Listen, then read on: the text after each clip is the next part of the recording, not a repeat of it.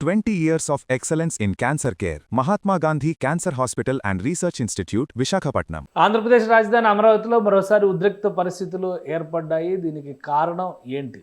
ప్రధానంగా రైతుల పరిరక్షణ కోసం ఏర్పాటు చేసినటువంటి కమిటీ, దానిలో భాగంగా వైసీపీ నేతలు చేపట్టినటువంటి పర్యటనే అన్ని సమస్యలకి మూల కారణం అంటున్నారు రాజధాని రైతులు. కానీ రాజధానిలోకి అనుమతించకుండా అడ్డుకోవడం ప్రజాస్వామ్యయుతం కాదని చెప్పని వైసీపీ నేతలు హెచ్చరిస్తున్నారు. అసలు ఏం జరిగింది తెలుసుకునే ప్రయత్నం చేద్దాం. మనతో పాటు ఏపీ బీజేపీ నేత పెద్దిరెడ్డి రవికిరణ్ గారు ఉన్నారు. రవికిరణ్ గారు నమస్తే. సార్ కేశవ్ గారు, మీకు సుమన్ టీవీ వీక్షకులందరూ నమస్కారం.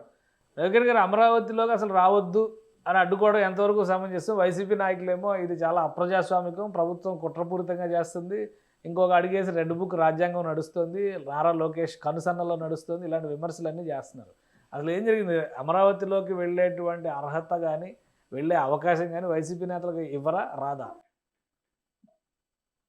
సార్, ఇప్పుడు కేశవ్ గారు, ఎవరి నోటి నుంచి అయితే కొన్ని పదాలు వినము, చూడము అనుకున్నాము, అది ఈ రోజు కొన్ని వింటున్నాం. రాజధాని రైతుల పరిరక్షణ మా బాధ్యత కాదా? రాజధాని రైతులు ఆదుకోవటం మేము వస్తే తప్ప మమ్మల్ని ఆపేస్తారా అని అంబటి రాంబాబు గారు, పేరు నాని గారు అంటే ఇదేంటి, ఎవరు మాట్లాడుతున్నారు ఇది అని చెప్పేసి ఒక్కసారి గిల్లుకోవాల్సి వచ్చింది. గత 5 ఏళ్ల పరిపాలనలో ఏ ఒక్కరోజు అటు పక్క చూడనటువంటి జగన్మోహన్ రెడ్డి గారు కానీ, వాళ్ళ మంత్రులు కానీ, అంబటి రాంబాబు గారి, పేరు నాని కానీ పైపెచ్చి ఒక రాజధాని రైతుల మీద చేసిన దాడులు, మహిళల పేద గుండెల మీద కొట్టి వాళ్ళు పెట్టినటువంటి ఇబ్బందులు ఎన్ని ప్రజలు మర్చిపోయారు అనుకుంటారా? అక్కడే తాడేపల్లిలో ఉంటూ మీరు ఏ ఒక్క రోజున్నా సరే ఏ రైతు దగ్గరికన్నా వెళ్ళి పోనీ వాళ్ళ పిలిచి కూర్చొని మాట్లాడి చేసి చెందింది ఏమన్నా?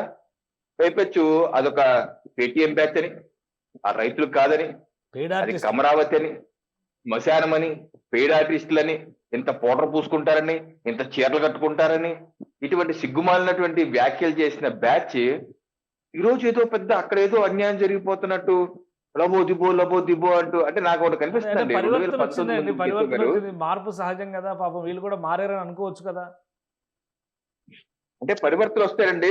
కొన్ని 3 రాజధానులు నేను అనుకుంటాం పొరపాటే, అమరావతిలో నేను ఓకే అని అంటే అది రకం. మళ్ళీ మావిగని అంటున్నారు కదా, మరి అన్న జగన్ అన్న మావికన్న ఇది కట్టకూడదు, మునిగిపోతుంది, అవసరం లేదు. మొన్న కూడా వరల్డ్ బ్యాంక్ లేఖ రాశారు, ఇది మధ్య బయటపడింది, నిధులు ఇవ్వద్దు మీరు చెయ్యొద్దని చెప్పి మళ్ళీ రాశారు. 2019 ముందు రాశారు, సక్సెస్ అయ్యారు, ఇప్పుడు మళ్ళీ రాస్తున్నారు.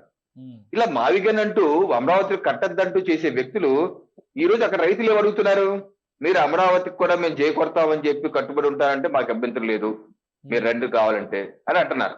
మరి అమరావతికి చేకొట్టచ్చు కదా, చేకొట్టి వెళ్ళొచ్చు కదా. ఆ రైతులు ఆ రకంగా ఇప్పుడు గాయాలతో ఉన్న వాళ్ళని ఓదారుస్తారా, లేకపోతే వెళ్ళి కారం చల్లుతారా? వైసీపీ పార్టీ చేసిన 5 దాష్టికాలకి 5 ఏళ్ల పాటు ఏ ఒక్కటి చేయకుండా దాన్ని శ్మశానం చేశారు. మొత్తం జంగల్ రాజ్యం అయిపోయింది. ఆ తుమ్మ చెట్లు తీటాకే 100 కోట్లు అయిపోయింది, బహుశా ఇంచుమించు అంత చాలా కోట్లు అయిపోయింది. అలా డబ్బులంతా వేస్ట్ చేసి 5 ఏళ్ల పాటు సమయాన్ని వృధా చేసినటువంటి పార్టీ ప్రభుత్వం వాళ్ళందరూ ఈ రోజు ఏదో 100 ఎలుకలు తిన్న పిల్లి విభూతి రాసుకొని కాశీకి వెళ్ళిన విధంగా రాజధాని రైతులు పరిరక్షించేస్తాం, అందరిని మేము కాపాడేస్తాం, ఇక్కడ ఏదో ఉన్న ల్యాండ్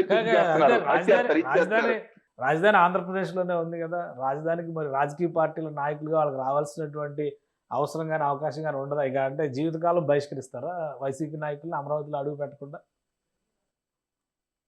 అంటే ఒకటండి, ఒక రాజకీయ పార్టీగా వాళ్ళు వెళ్ళొచ్చండి, కాకపోతే వాళ్ళు చేసినటువంటి విధానం గత వాళ్ళ ప్రభుత్వ హయాంలో ప్రజలు గాయాలు ఇంకా ఫ్రెష్ గానే ఉన్నాయండి, మర్చిపోలేదు.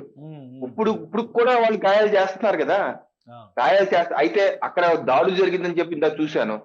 హింస ప్రజాస్వామ్యంలో హింసకి తావులేదండి. ఏదైనా సరే శాంతియుత నిరసన చెప్పొచ్చు, చేయొచ్చు. ఎవరి హింస నాకేం డౌట్ అంటే 2019 ముందండి టీడీపీ ప్రభుత్వం, ఎన్డీఏ ప్రభుత్వం ఉన్నప్పుడు రాజధానిలో చెరుకు తోటల్ని తగలబెట్టేశారు. తగలబెట్టేసి ఇదేదో టీడీపీ వాళ్ళు చేశారు, వీళ్ళు ఇవ్వట్లేదు అంటున్నాక టీడీపీ చేశారు. తీరా చూస్తే అది చేసింది వైసీపీ బ్యాచ్ తర్వాత తెలియదు. అదొక క్రిమినల్ కాన్స్పిరసీ. ఆ రకంగా ఇప్పుడు ఏమన్నా దాడి వైసీపీ వాళ్ళే చేయించి అది రాజధాని రైతుల మీద లేకపోతే ఇంకోళ్ళ మీద నెట్టేసే ప్రయత్నం చేస్తారా? నేనైతే ప్రభుత్వాన్ని దీన్ని పూర్తిగా ఇన్వెస్టిగేషన్ చేయమని అంటాను. ఎందుకంటే రాష్ట్రంలో వైసీపీ పార్టీ కుట్రపూరితంగా ఈ రాష్ట్రంలో శాంతి, లా అండ్ ఆర్డర్ లేదు, శాంతి లేదు. అమరావతి నుంచి అమలాపురం వరకు గొడవలే ఉన్నాయి అన్నది చెప్పాలనే ఉద్దేశంతో ఇటువంటి కార్యక్రమాలు చేస్తున్నారు అని చెప్పి అనుమానం ఉంది. నాకు తెలిసి అయితే రాజధాని రైతులు కానీ రైతులు అటువంటి కొంతమంది హింసాయుత కార్యక్రమాలు జగన్మోహన్ రెడ్డి గారిని కలిశారు.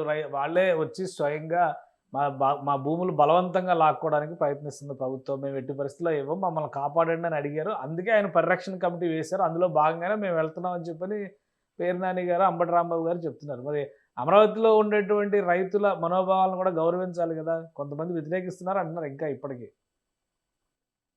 సార్ ఇప్పుడు నేషనల్ ఇంట్రెస్ట్ లో మన జాతీయ రహదారులు నిర్మిస్తున్నాం. అందరు ఇచ్చి 2-3 రైతులు ఇవ్వకుండా జాతీయ రహదారి మొన్నటి వరకు మచిలీపట్నంలో అలా ఆగిపోయి ఉండేది. Machilipatnam to Vijayawada national highway మధ్యలో ఆగిపోయి ఉండేది. అక్కడ 4 లైన్ ఒక్కసారి 2 లైన్లు అయిపోతుంది. ఏంటంటే కోర్టుకి వెళ్ళారు. అది ఒక విస్తృతమైన ప్రజా అవసరాల దృష్ట్యా అది ఫైల్ క్లియర్ చేశారు, ఎక్వైర్ చేశారు, ముందుకు వెళ్ళిపోయారు. ఇప్పుడు విస్తృతమైన ప్రజా అవసరాల దృష్ట్యా 100 మంది ఇస్తూ ఒక 5 మందో 10 మంది ఇవ్వకుండా ఇబ్బంది పెడితే ఒప్పుకునే ప్రసక్తి ఉండదు. 100 మంది శ్రేయస్సు ముఖ్యమా, 4 శ్రేయస్సు ముఖ్యం. వాళ్ళకి కావాల్సిన కాంపన్సేషన్ చట్టపరంగా ఇస్తారు. చట్టపరంగా కాంపన్సేషన్ ఇవ్వకపోతే నాలంటూ నిలదీస్తాడు. ఎందుకు ఇవ్వట్లేదు కాంపన్సేషన్? అంతేగాని ఇవ్వను అన్న రైతులకి అండగా ఏ రకంగా నిలబడతామండి? ఊరికి ఉపకారం జరుగుతుంటే 4 అడ్డం పడ్డాయని చెప్పి ఆపేస్తారా? ఆ రాజధాని రైతులు 10 మంది కావచ్చు, 20 మంది కావచ్చు. మొత్తం రాష్ట్రానికి గుండెకాయ అయినటువంటి రాజధాని రెడీ అవుతుంటే ఆ 10 మంది 20 మంది వద్దంటే ఆ 10 మంది 20 మందికి మద్దతుగా వెళ్తారు వీళ్ళు. ఒకళ్ళు కాంపన్సేషన్ ఇవ్వకపోతే అడగాలి కావాలంటే ప్రతిపక్షంగా. వాళ్ళు కాంపన్సేషన్ ఎక్వైర్ చేస్తారు. ల్యాండ్ పూల్ అడుగుతున్నారు సార్, ఎవరంటున్నారు? తప్పనిసరి ల్యాండ్ ఎక్విజిషన్ చేస్తాం, నో డౌట్ అబౌట్ దాట్. కాకపోతే వాళ్ళు కాంపన్సేషన్ ఇవ్వకపోతే అప్పుడు కావాలి ప్రతిపక్షంగా వాళ్ళు అడగచ్చు, స్వపక్షంగా మేము అడుగుతాం వాళ్ళు కాంపన్సేషన్ ఇవ్వండి. అంతేగాని ఎవరు వాళ్ళ దగ్గరికి వెళ్ళి ఆయనకి మద్దతుగా ఆ రైతుల్ని సంప్రదాయ అదే సౌమ్యంగా వాళ్ళని కూర్చోబెట్టి మాట్లాడి ప్రభుత్వ అధికారులు అంటే సిఆర్డీఏ కావచ్చు లేదా మంత్రి గారు పదే పదే అమరావతిలోనే తిరుగుతా ఉన్నారు. వీళ్ళు కాంప్రమైజ్ చేసుకోవచ్చు కదా. ఎందుకు మళ్ళీ ఇలాంటి అలజడి వాతావరణం ఉంటే రాజధాని నిర్మాణానికి కూడా ఆటంకకరమైనటువంటి పరిస్థితులు సృష్టిస్తున్నట్టుగా అనిపించదా? మొన్న ఈనాడు పేపర్లో కూడా చూశారండి. 3D యాక్సెస్ రోడ్లు ఏ రకంగా ఏరియల్ వ్యూ వేశారు ఫోటో. ఆ ఏరియల్ వ్యూ ఉన్న రోడ్ ఇలా ఉంటుంది అయిపోతుంది, రోడ్ ఎలా ఉంటుంది అయిపోతుంది, రోడ్ ఇలా ఇంకెంతకాలం ఇలాగా అది ప్యాచ్లు ఎంత ఇవ్వని కొంతమంది రైతులదే. వాళ్ళు తప్పనిసరిగా మాట్లాడాలి. వాళ్ళు ఎప్పుడు నుంచి ఇవ్వట్లేదు. గత 10 ఏళ్ళుగా అంటే ఎప్పుడైతే 2015-16 స్టార్ట్ చేశారో అప్పుడు నుంచి ఇప్పటి వరకు ఇవ్వలేదు. అంటే గత 10 ఏళ్ళుగా ఇవ్వట్లేదు. 10 ఏళ్ళుగా ఇవ్వకుండా అలా పెట్టు కూర్చుంటాం, మొత్తం ప్రాజెక్ట్ దాంతో ఆగిపోవటం ఇది ఏమాత్రం సమంజసం కాదండి. ఇది సూనర్ లేట్ వీళ్ళు ఎక్వైర్, మీరు అన్నట్టు సిఆర్డీ అధికారులు మాట్లాడకపోతే ఇరగకపోతే ఫోర్స్ఫుల్ గా ఎక్వైర్ చేస్తారు. కాకపోతే దీన్ని రాజకీయం చేసి ఇక్కడ ఏదో అమరావతి రైతులకి అన్యాయం జరిగిపోతుందని చూస్తే ఇదే దొంగ నాటకం అంటారు. అన్యాయం జరుగుతుంది ఎవరు? మీరు చేసింది అన్యాయం వరకు మొత్తం రాష్ట్రానికి చేశారు. ఈ రోజు సెంట్రల్ గవర్నమెంట్ పార్లమెంట్ లో కూడా రాష్ట్ర రాజధాని అమరావతి అని చెప్పి తీర్మానం చేసి బిల్లు పెట్టి చట్టం చేసేస్తే ఆ చట్టాన్ని కూడా నేను పట్టించుకోను, నేను అధికారంలోకి వచ్చేస్తా మార్చేస్తాను, ఇది నాకొద్దు మావిగన్ అని చెప్తున్న వాళ్ళు దుర్మార్గులా? లేకపోతే నిర్మాణం చేసి ముందుకెళ్లి మేము 2029 ఎన్నికల్లో ఇళ్లలోపు రాజధాని రైతులు ప్లాట్లు ఇచ్చేస్తాం, మౌలిక వసతులు పూర్తి చేస్తాం, ముఖ్యమైన భవనాలన్నీ ఫినిష్ చేస్తాం అనే వాళ్ళు ద్రోహులు? ఎవరు ద్రోహులండి? ఈరోజు వైసీపీ పార్టీ చేస్తుంది ద్రోహం. ఎవరైతే 10 మంది ఎవరంటున్నారో వాళ్ళకి మద్దతుగా వెళ్తున్నారు. అది సమంజసం కాదు కదా. ఇది ఇవ్వనన్న వాళ్ళకి నువ్వు ఇవ్వక్కర్లేదని న్యాయపోవడం చేసి సహకరిస్తా అంటే అదేంటి? ఈ ప్రాజెక్ట్ అవ్వకుండా ఉండాలి కదా. అంటే అమరావతి అవ్వకూడదు, దాని మీద నిప్పులు పోయాలి, ఆ మహాయజ్ఞంలో రక్తం పోయాలని మీ ఉద్దేశం.